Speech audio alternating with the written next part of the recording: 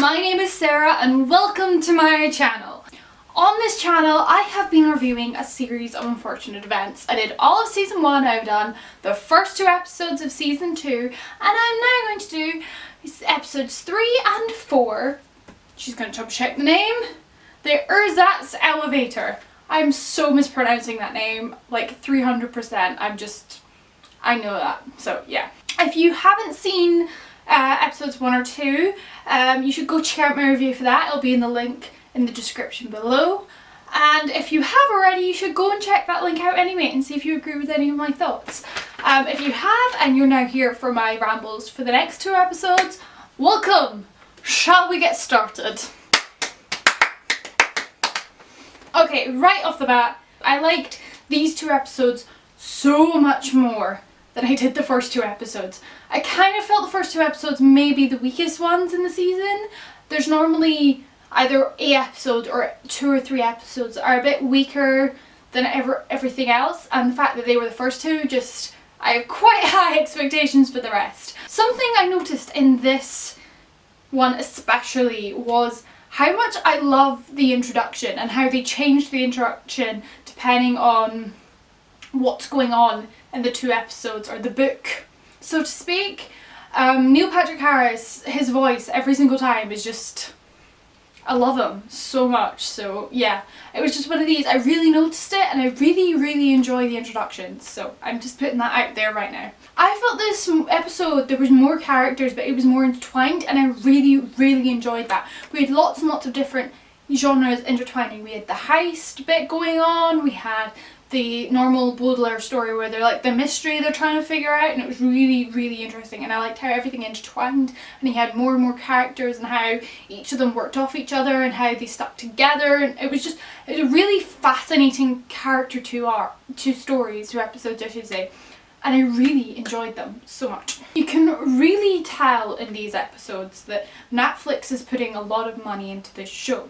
And I don't mean that in like a really bad way, I'm just saying what the show is doing with these is absolutely spectacular.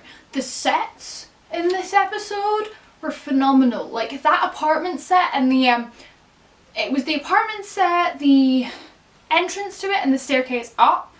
Like you could, it was just, I was watching that and I was gobsmacked. I'd love to live somewhere like that and it was absolutely amazing. I loved the in and out jokes, like that was hilarious, and I really enjoyed that, like what's in, what's out, and it was like flip of a hat, it would cause them to change.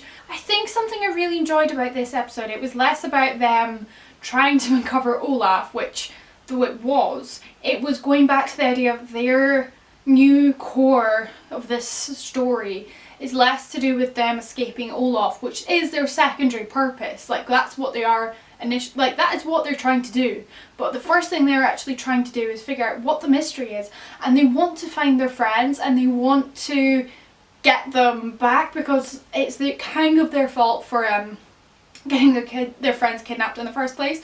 And oh my god, if they don't find their friends, I don't know how I'm going to cope, because I don't know what Olaf would do to them. And I like the kids as a group of 5 and they work so well together, and it's one of these I'm like, I don't think I could handle any one of them getting hurt. Jerome as a guardian is absolutely phenomenal. He is up there with Uncle Monty, like those 2. Like Jerome is just this, he just wants to protect them, and when he came barging in during the auction scene, I literally wooed. I'm alone in my flat and I wooed at a iPad screen when Jerome came in. He is just this guardian that if the Baudelaires were maybe in season 1, they probably would have maybe taken him up on his offer for staying away from Count Olaf. But they're so deep into this mystery and their priorities are somewhat changing. They need to know what's going on, what are their parents involved in, why is there a secret tunnel connecting this penthouse and their parents' house, what are the spyglasses, what are these eyes they see everywhere, they know there's a secret organisation. There's so much more they have to deal with than just Count Olaf, that they can't physically stay with Jerome, and as much as I wish they would, I understand why they're not either. But it was one of these, when he offered them at the end, I was just kind of like, I wish you could, I really wish you could, you deserve cuddles and happiness. But I know that's not the theme of this series, so meh.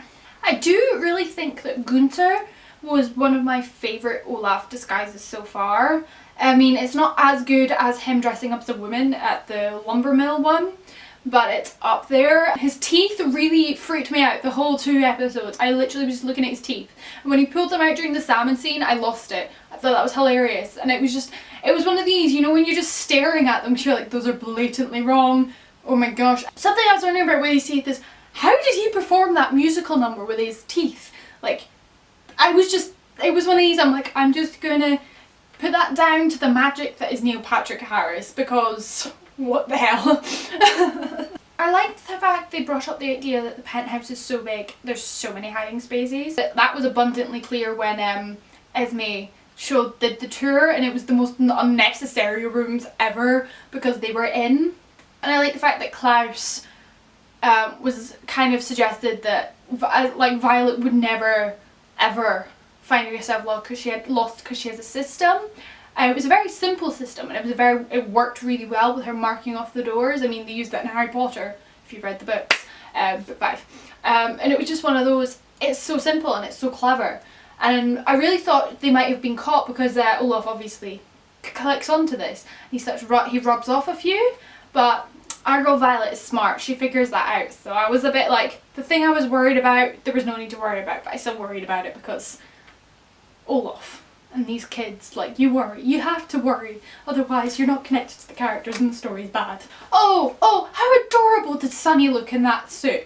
Literally, when they were changing and they showed her, she was just adorable, and I loved her in the suit all the way through the episode. Like, Sunny was the MPV of this episode. That's the phrase, right? She was the best person in this episode. These 2 episodes, I should say. She was just, I love her so much, Sunny. There was a lot of CGI baby coming in, but it's come to a point now where I'm kind of used to it, so it's not as blatantly obvious.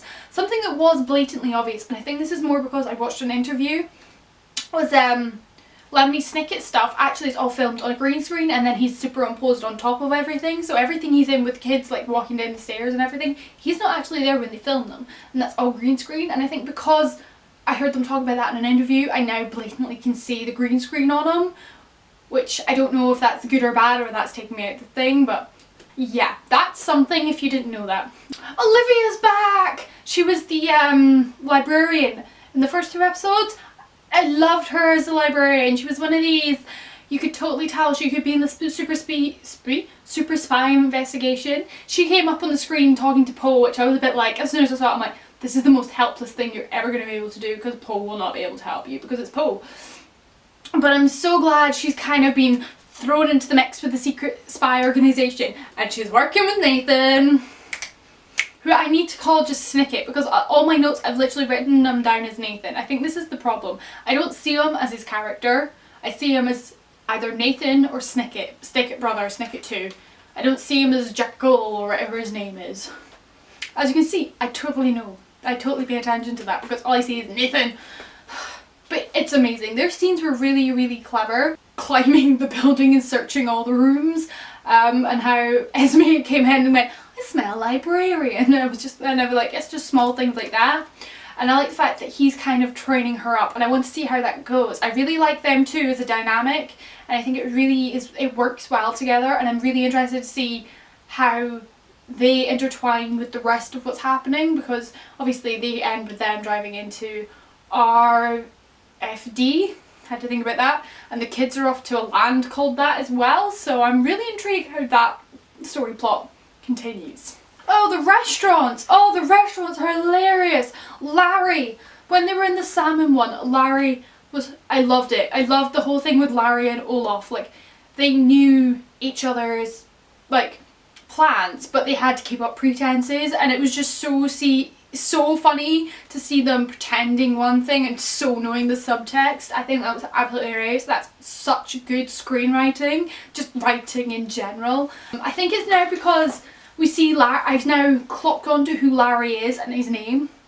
I'm really enjoying his character and all the different types of characters and stuff. So I really like what the actor's doing and what he's been given. I think it's very, very interesting, and I really enjoy it. Oh yeah, some of the reason why I love Larry is like his trying to tell the kids what the plan is without actually telling them the plan. Like, that was a really interesting scene, and it was one of these, it was just layers upon layers upon layers, and that salmon restaurant just, I didn't know you could have so much type of salmon, and I'm so glad I'm not having salmon for dinner tonight, because I almost did. I almost did. Almost. Okay, so at the end of the first restaurant, it no longer is in, and the haddock one is as well. So all the adults go storming towards the haddock one, but the kids somehow find themselves in a fish statue. I might have to rewatch the episode, but I don't think you see them going into the fish statue. They just, that's my timer telling me my dinner's ready. Anyway, I don't think you see the kids going into the statue, so my question is, how do they? I mean, it's very, very clever, but that was something that pulled me out. I wasn't sure how they managed to do that. I mean, they are the most clever kids ever, but yeah. Oh my gosh, the whole elevator thing. Oh, when they started episode 4, and you could see them falling, and I was like, this is going to end so badly. I don't know if I don't think I'm emotionally prepared for this, if this is going to end really badly. And that whole thing, I was so on the edge of my seat. Like, them finding the kids going back up again, like their balloon, that was really cleverly created, like out of what was presented before. Like, that was very good show, and then it has a payoff later, which I thought is always really good storytelling, and I was really intrigued by what they did. Violet's become more and more of an inventor, and I'm really, really enjoying that about her character. Klaus, yes, he's the clever one, but I think they might have to play up his bookish bit a bit more. I don't know how they can do that. But Sunny, as I said, she stole these episodes. Like, with her climbing up the elevator shaft and her and Claw Guy's interactions. This guy, I love him every time I see him. He is literally one of my favourite characters in this whole series. Like, the Claw Guy just steals the show, and him and Sunny together, it was absolutely perfect to see them. Sunny is such a clever child, and it was one of these things that I'm like, this is the only part of like suspension of disbelief I need to do, is how clever this is. But it's not that suspense of disbelief, because her siblings are so clever as well. I was gutted to see that their friends were no longer at the bottom, and I was in the same mindset as them when it came to the auction, thinking is it VFD? The place where it is, I'm gonna call it wrong the whole time, but I assumed it was in the box as well, and I think that's the whole point. But it was one of these, I'm like, that is so blatantly obvious. Would Count Olaf do that? Like, you were questioning it, and a part of me is glad that it wasn't them, but at the same time it's like, holy what, their friends are still missing. We need to like fix this right now. Oh, and all the way through it, it was so clear Esme had a thing for Count Olaf. And I loved their "we're going to dance" scene. I thought that was hilarious, especially because they could not, for some reason, neither of them saw Sunny. And I thought that was hilarious, because it wasn't like she was trying to hide. I'm so glad she isn't like left behind in this episode, because I really, really like the actress. I've always liked her as an actress. I don't know her name off the top of my head, but I do like her as an actress, and this character is so good for her, and her and Neil Patrick Harris really play off each other, and I'm really enjoying that, like, the work they're doing. So that's exciting. I can't wait to see more, and I can't wait to watch the rest of the episodes. So what were your thoughts on these episodes? Do you agree with me? Do you disagree with me? What was your favourite part? Who is your favourite character? And what was their favourite guardian so far that they've been? Please give this video a big thumbs up and subscribe to my channel, and I'll be back with the next review very, very soon. Bye guys! Mwah!